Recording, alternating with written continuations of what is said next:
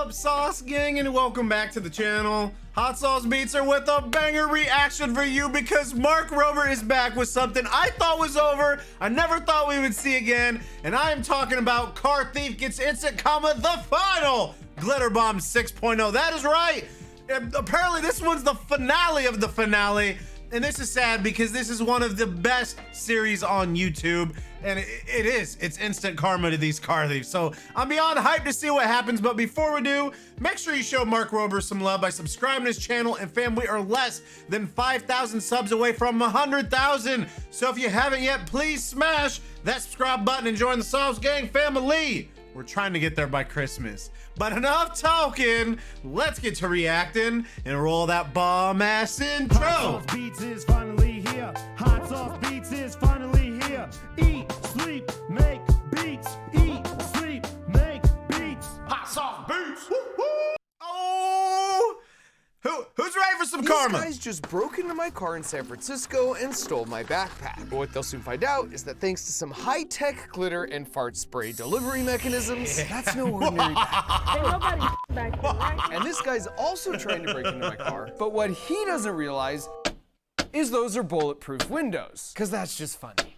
Every year, 20,000 cars are broken into in the city of San Francisco. But who's behind all these break-ins? Like, is it organized crime or gangs or just random individuals? And then what happens to all the stuff that they steal? Well, just like when we use the power of glitter to infiltrate and shut down those terrible scam call centers in India, I'm happy to report that having teamed up with a veteran investigative reporter and gotten our bait car broken into 25 separate occasions over the past 8 months, we now have a much clearer picture of what's going on and even some thoughts on how to stop it. Dude. And as this video is the conclusive finale to the whole Glitterbomb series, this time for reals, I'm so happy to report that we finally got some really good reactions to that perfectly harmless, yet wretchedly abhorrent fart spray, including one that's not too far off from Macaulay Culkin's here. Yeah, Macaulay Culkin didn't like it, dude. Glitterbomb videos. Macaulay Culkin didn't like it, bruh. 5 years ago, these two took a package from my porch, which inspired me to combine my engineering skills with my Christmas time affinity for Kevin McAllister. And that not only led to different versions of Glitterbomb. Literally one of my favorite movies of all time, chat. Spray, flash, stick, punch, or fly, but it eventually led us over to India, where we ended up infiltrating, then shutting down 5 of those terrible scam call centers. But Mark, you object. You said last year was the final Glitterbomb, and that was true. Until earlier this year, I had the unfortunate realization that glitter and fart spray hadn't solved all forms of crime worldwide when my own car was broken into. I'm missing a window. Not cool, San Francisco. Not cool. That also made me realize our 11th hour cobbled together car package last year never got enough footage to uncover who was actually behind all the San Francisco car break-ins. So 10 months ago, for one final time, we completely redesigned the Glitterbomb from the ground up, only this time it would be custom built just for cars. For starters, instead of using centrifugal force to fire the glitter, this year we'd be using 900 psi of compressed gas. Because if you take a CO2 bike tire inflator and attach a pipe to the outlet, then connect a high torque servo motor to the opening valve, and then repeat that configuration and stack them on top of each other, well then when you load those pipes with copious amounts of biodegradable glitter and fart spray, and then trigger the servo motors, that highly compressed CO2 is gonna very quickly push out anything in the pipe that gets in its way. At the core, we still have a custom printed circuit board. He's the last person you want to anger. In addition to talking to us via a two-way I never want to make you angry. And we slap on a car horn for good measure and place that whole compact form factor into the base of a custom sewn backpack with external access to the outlet nozzles. Like in years past, we'll still capture footage using a pair of phones that get tucked into the sides, with the added benefit of serving as the backpack GPS and the speakers for the countdown timer. And once these backpacks are stolen, they'll of course be on the move all over the place. And since there's no guarantee we're going to get them back, for the 3rd year in a row, we turn to my friends at T-Mobile to make sure no matter what, we get the footage from the cloud, given the complete coverage and crazy speeds of their network that I've actually gone out and benchmarked myself before. Finally, we lock up the bottom compartment to prevent tampering, then use a rubber stopper glued to a patch to plug and conceal the outlets. Then as a decoy to divert suspicion, we got some clothes and a bunch of old non-functional laptops to place in each bag. We also created a second version with a suitcase form factor and identical guts, in case word got got out about the backpacks. Then the car itself has 8 hidden dash cams, all powered by a 2,000 watt-hour camping battery in the trunk that also plugs into the backpack with 2 barrel jacks. One to keep the entire device and both phones at 100% charge until stolen, and the other to serve sort of as a digital tripwire, so the backpack knows exactly when it was stolen to initiate the stolen bag protocol. We also served up 2 more surprises this year by first creating a bait car with impossible to break polycarbonate windows, which is the same stuff bulletproof glass is made of. That car also has the added benefit of a microphone in the trunk for detecting when someone's trying to break the window, which will of course release the air in this tank, triggering this pneumatic piston with a special surprise on the end. And as a final idea, we took an actual gaming laptop, removed the extra fan, and in its place added a GPS tracker that would continuously stay charged by using the laptop battery. That way we'd always know where it was, even if they wiped the hard drive. The thought here was to put that laptop in a backpack to actually get stolen with no glitter involved. And then with the help of Dan Noyes, who spent 30 years as the chief investigative journalist for the San Francisco ABC 7 news team, we could trace the laptop's footsteps to try and get some answers. So after a couple of months of designing, testing, and building, we put them out in a few different cars, and we waited. And we didn't have to wait long. But before I subject you to gratuitous amounts of broken glass, I'm gonna start off with a little broken glass of my own. 3, 2, 1. Nice shot, Eloise. I'm Mark Rober, and for over a decade, I've been making YouTube videos to showcase what it means to think like an engineer. But what exactly does that mean? I love the fact, dude, that like he's created his own thing. Whoa. So he gets his own ad reads. Probably less catalyst. Good call. It means you know failure's part of the process. It's how you learn. And thinking this way makes you a better soccer player or failure you grow. practicer, because you're resilient and you keep tweaking and trying until you get it right. Or you can just come up with a totally different solution. Because if you think like an engineer, you think differently. And that unlocks creative new ways to have fun. And that's exactly labs.com right now, and reserve yours. You nailed it, Gabe. Out of the gate, it was pretty clear if our goal was to find out who was behind all these car break-ins, they were gonna do everything in their power to not be found out.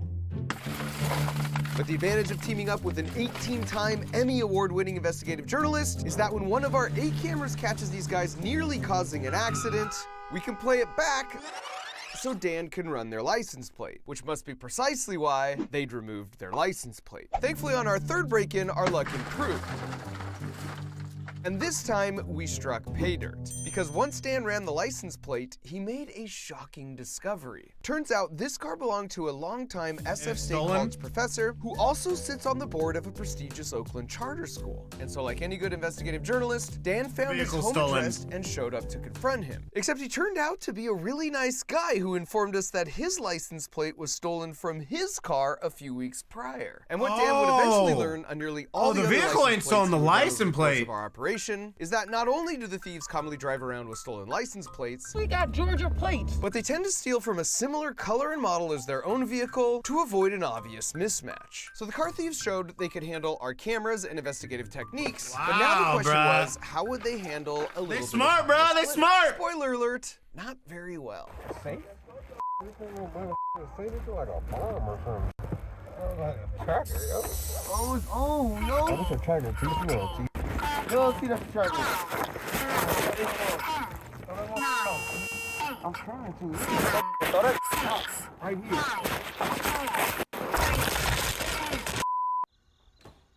Bruh. Notice how the first thing he does is check the trunk by pulling down the seat, trying to unsuccessfully steal our strapped-down battery. This is pretty common for them to do, and it's why leaving valuables in your trunk isn't really a great option.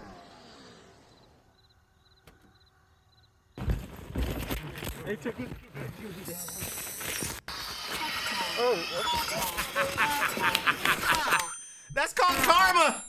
In the end, he changes his mind not just about our backpack, but our laptop too. 5, 4, 3, 2. In the vehicle? Does he This just go? next one Oh, is okay. truly one of my favorite reactions ever. Because one of the guys proves there actually is honor among thieves as he takes the full blame for the fart spray stench. And I'm just gonna let the tape roll to give you an exclusive first-person viewpoint of what it's like to ride along with some of these smash and grab thieves. To the next spot. Keep going. I'm not going to. No, yeah, to the next, to the parking lot. F that, money. We got Georgia plates. I got a route for us, money. Okay. I got a route for us. If you talk about this parking lot. Yes, and there's we're two going more. in there. Yes, and there's 2 more parking lots going down the street that we gotta hit. I just don't know what bag.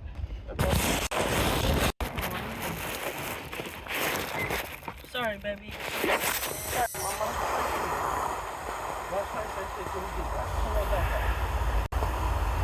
Back here, right? It shouldn't be. I smell it now. Me too. I'm smelling something. bruh. I'll claim whatever though. Hello. I'll claim whatever. Is that shit back there? Go. It don't matter. Just go. He can't bip it. He can't bip it. Do the other one. Oh, they got the. Stay, baby. Stay. Now. Shut up. Come on. Stay. Pull up in front of him. No, stay. Look at the. No!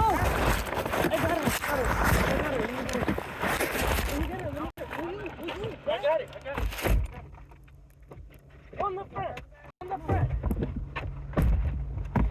Bruh. No, This stay, is bro. ridiculous, man. Get in the car, money. Get in the front seat. It's okay. Get it. It's okay. Why you get in the bag? No, let him get in the front. Let him get in the No. front so it's quick, bruh. Get in the front. Open your door. No, that suitcase not gonna fit through my shit. Let's go.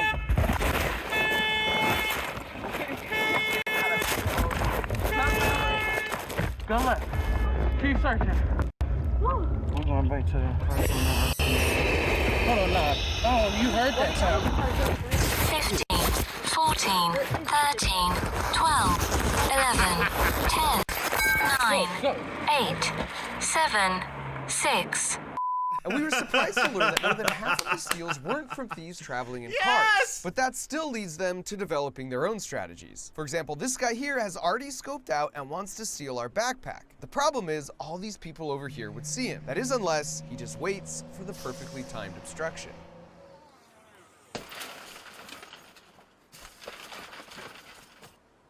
This guy not only has an official construction worker type Bro. vest on, but his technique is to break in on foot, then walk his newfound treasures back to his car, where he can now discreetly lean in through the window to see what he got, which probably works out really well 99% of the time. But it's hilariously the worst possible strategy. Dude, I mean, in broad daylight, in front of 40 it just blows my mind, chat. 15, 14, 13, Because in the end, he leaves the backpack behind 9, and drives off, having stolen just our fart spray and glitter. Now, one thing all the thieves had in common was how quickly they could break the glass, which is actually surprisingly difficult to do if you don't have the right technique, because all car windows are made from tempered glass, which, by the way, as far as inventions go, is an incredible feat of engineering, because it not only makes the glass much harder to break, but if it does break, it shatters into harmless pebbles that aren't going to leave deep cuts. The one Achilles heel to tempered glass, however, is it's extremely vulnerable to highly concentrated points of stress. So while this window can easily withstand my soccer ball, baseball, and even wrench, if I take a simple spark plug and harvest just the ceramic insulating part, the sharp, ultra-hard aluminum oxide is able to create a tiny localized stress point on the window, and that's all it takes. And that's why in every case, they're using some form of this spark plug in a handle form, where the tip is a really sharp piece of ceramic or hardened steel, at which point it doesn't take much force at all. And since it's typically so easy for them, while the pop-up face didn't activate because of a dead battery issue, The bulletproof it was glass. still really heartwarming to see them deal with our bulletproof window, when a juicy piece of luggage was just sitting right in plain sight, only to eventually leave in frustration, totally empty-handed. And to be fair, He quite looked a like few got of the break-ins angry. were from individuals it would be a stretch to classify as seasoned professionals. For example, this guy tried to use a blowtorch to break the window, which definitely isn't a thing. He eventually finds a screwdriver to snap the edge of the glass, but then realizes he broke the wrong window and the backpack won't fit out. So he goes to unlock and open the door, but now he set off the alarm. So he has to ride off to avoid suspicion with mission unaccomplished. Hold on. Hold on, the dude has a blowtorch in his backpack? Am I seeing this right? Or there's this guy who spends about an hour tracking the car, pacing back and forth to come up with a plan and work up the courage to make the steal. Only to eventually learn this hopeful life lesson on taking stuff that isn't yours. The smell just keeps getting stronger and stronger. It's on my ass, but look. Now before I end this video, and the whole Glitterbomb series for that matter, with hands down the best reaction to the fart spray we've ever got in 6 years, I want to revisit the question Dan and I hope to answer through all these break-ins in the first place with regards to who's behind these and why. And I'll start by saying typically on the news, you'll see organized groups like this because that just looks really intimidating. But that was much more of a rare occurrence in our experience. More than 80% of our steals were just individuals acting on their own. So like not some kind of organized gang operation. And a majority of the 80%— There's literally there's a dude walking right behind him. Oh, dude, I don't. This is great. This is just madness. That were individuals, honestly didn't seem like they even did this very often. So then why are they doing it? Well, as we were trying to figure that out ourselves, we sort of hit a breakthrough on our GPS tracking laptop. Because after it was stolen, it came to this location for about a half a day, but then after that, it made its way over to this neighborhood, and that's where it's been ever since. But the thing is, Dan recognized that first spot because he did a news report more than a month and a half earlier when he told the story of a video producer who tracked his stolen gear there because the thieves knew it was a fencing operation where they could quickly exchange the gear for money. He's on the phone with a San Francisco police officer when he sees his camera gear arrive at this location in the 300 block of Leavenworth. And he goes, oh yeah, that's a known major fencing operation. Everybody in the Bay Area knows that they can bring their stolen goods and offload them there. And look, there's a whole host of things that leads to 20,000 cars per year getting broken into and people taking stuff that isn't theirs. And some of the core issues down here are super complicated and require nuance and public policy to address. But right below people stealing from cars are these fencing markets. There's a demand for these stolen goods. So it feels like shutting down these markets and not having a place to exchange stolen goods for money so incredibly easily would go a long ways to stopping car break-ins. This is also why you see people stealing things like soap and toiletries from a place like Walgreens. The thief doesn't need that much soap. But when he knows he can easily turn it into real money in less than an hour, you eventually get stores that look like this, or just permanently have to shut down altogether. And I can't imagine I'm telling the city something they don't already know, but when you have a public news report about a spot apparently everyone knows you can go to sell stolen items, and then 1.5 months later, my laptop goes to the exact same spot to be sold. Crazy, it dude. certainly feels like more could be done here to remove the incentive for the break-ins and store thefts to occur in the first place. And so with that, I'll leave you with this. And I feel it's very important to point out here that this fart spray is perfectly harmless to breathe. It just truly smells really like bad. poo. It smells like poo. Because after breaking not one, but 2 of our windows, he yells out a racial slur ostensibly at an innocent bystander. And in the most perfect definition of instant karma ever, 2 minutes later, the dry heaving ensues.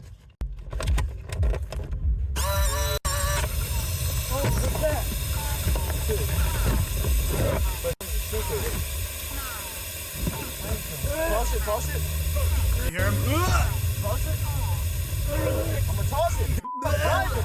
Stop driving.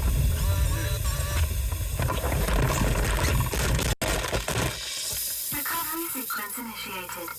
So that's it, my official final wrap on the whole series. And if you've been keeping score at home, we've had 167 porch pirates glitterbomb themselves, as well as 29 car thieves. We've returned $50,000 to elderly scam victims, and had 5 scam call centers shut down, with 53 of those scammers arrested. So thanks for watching and sharing these heartwarming videos over the years. And of course, a final thank you farewell to these 2, without which none of this would have ever happened.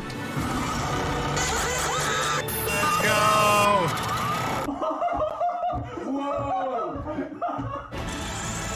Dude, some of the reactions are the best. The one that has always stuck with me though Glitter? Yeah. is the one, I think it's a mom and a kid. Oh, God. What the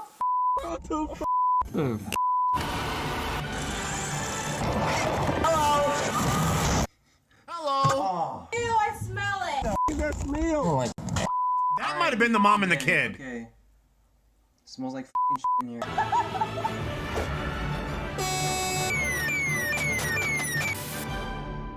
Scam. F you, YouTubers. Yes! Let's If go! you want a Christmas morning reaction like that, well, oh I my got great news goodness. for All you. right, chat, let me bring you in. Let me bring you in. Dude, all good things must come to an end, chat.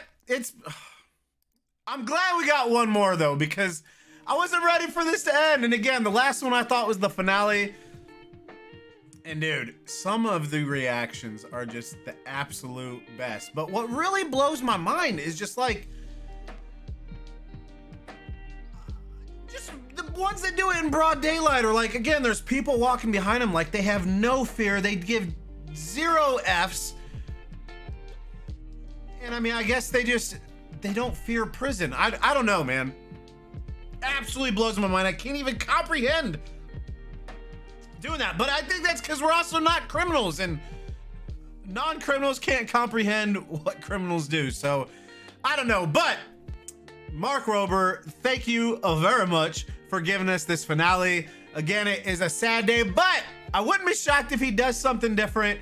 You know, we got the squid maze, and it was just epic that he kind of did something that he had done before but changed it. So maybe we'll get something different in the future. But let me know what you guys think in the comments. Make sure you show Mark Rober some love by subscribing to his channel. And fam, we're so close to 100,000 subs, and we're trying to get there before Christmas. So if you haven't yet, please smash that subscribe button and join the Subs Gang family.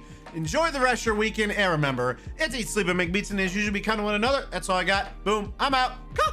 Get them in love for this last game. Peace out, champ.